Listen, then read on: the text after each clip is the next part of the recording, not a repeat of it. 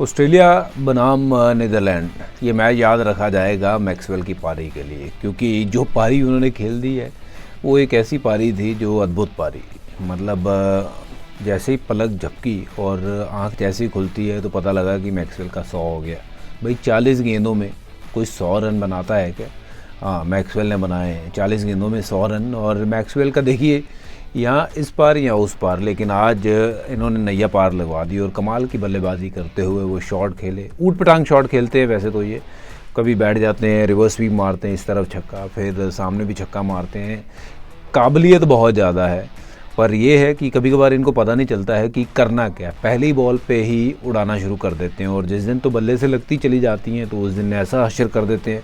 भाई कमाल की ये पारी थी, तारीफ़ करनी पड़ेगी, क्योंकि जो इन्होंने किया है वो पहले कभी किसी ने किया नहीं है। और जब कोई ऐसी चीज़ करता है तो ये आप समझो कितनी ख़ास चीज़ है, ख़ास इनिंग है ये मैक्सवेल की। और देखिए ऑस्ट्रेलिया के लहजे से भी ये मुझे लगता है कि बहुत इम्पॉर्टेंट था कि मैक्सवेल का फॉर्म, क्योंकि ये चाहे 20 बॉल खेले 40-45 रन बनाए, बट वो फॉर्म आनी ज़रूरी थी। और मैक्सवेल की फॉर्म आई, आज स्टीव स्मिथ की भी वो फॉर्म आई, उन्होंने भी रन बनाए, डेविड वार्नर का शतक आया। तो भाई ऑस्ट्रेलिया जो है ना, हम सब जानते हैं बड़ी टीम है, कमबैक अच्छा करेगी। पहले 2 मैच हारी थी, पर दोबारा ज़बरदस्त कमबैक करके ये दिखा रही है कि टीम में दमखम है। और इसीलिए हम सब कह रहे थे कि ऑस्ट्रेलिया जो है वो आगे पहुंचेगी और पहले 4 में होगी। जब शुरुआत में हमने यही टीम की प्रेडिक्शन की थी।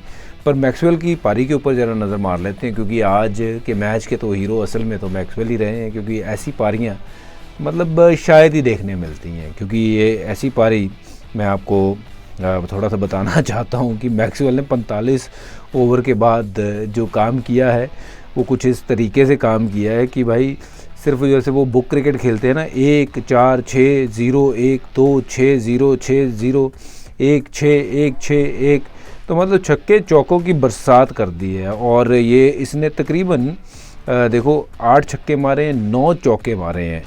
और मैं आपको बताऊं, इसमें अगर मैक्सवेल का सबसे कोई मेन इसमें जो काम किया है 2-2.5 ओवर में, ये देखो ये थे 46.2 ओवर में इन्होंने अपना अर्धशतक पूरा किया था।